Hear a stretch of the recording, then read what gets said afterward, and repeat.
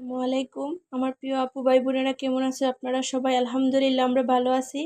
তো আজকে আরেকটা রান্না শুরু করে দিছি এখানে। তো দেখতে পাচ্ছেন এখানে একদম ফ্রেশ ফ্রেশ শোল মাছ ছোট ছোট কিউব করে কেটে নিছি। আজকে আমি শোল মাছের খাখরি রান্না করব। এটাকে আমরা সিলেটিরা খাখরি বলি। শোল মাছের এই কিউব কিউব করে খাখরি রান্না করি এটা।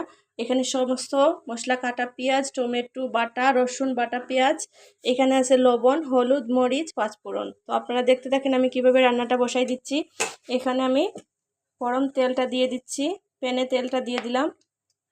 তো গরম হোক, তারপর দেখাচ্ছি। এখানে দেখতে পাচ্ছ আমার প্রিয় আপু ভাই বোনেরা, পেঁয়াজটাকে দিয়ে দিচ্ছি। হালকা পেঁয়াজটাকে ভেজে নিয়ে তারপরে বাটা রসুন আর বাটা পেঁয়াজটা দিব। দেখতে থাকি। রসুন আর বাটা পেঁয়াজটা দিয়ে দিচ্ছি। তো এটাকেও ভালো করে ভেজে নিচ্ছি। এখানে দিয়ে দিব বাকি সব মশলাগুলো। পেঁয়াজগুলো ভাজা হয়ে গেছে, মশলা দিয়ে দিচ্ছি। তোমার প্রিয় আপু ভাই বোনেরা, এখানে মশলাটা ভালো করে ভাজা হয়ে গেছে। এখন আমি শোল মাছটা দিয়ে দিব। দেখতে পাচ্ছ এই মাছটা দিয়ে দিচ্ছি। মাছটাকে ভালো করে বুনে নিয়ে তারপরে এখানে আমি টমেটোটা দিয়ে দিচ্ছি। এরপরে আমার কাছে 4-5টা কাঁচামরিচ এগুলা দিয়ে দিচ্ছি। তো একদম ভাজা ভাজা বুনা বুনা হয়ে গেছে। এখন এইটা রান্নাটা কমপ্লিট, একদম শুকনো শুকনো থাকবে। এই পর্যায়ে ধনে পাতাটা দিয়ে দিলাম।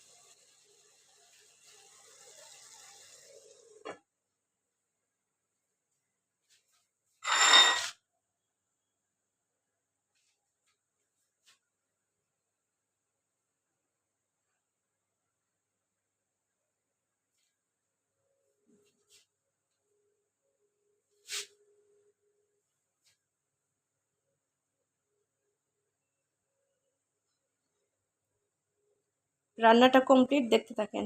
Final looks. সবাই ভালো থাকবেন, সুস্থ থাকবেন। আসসালামু আলাইকুম।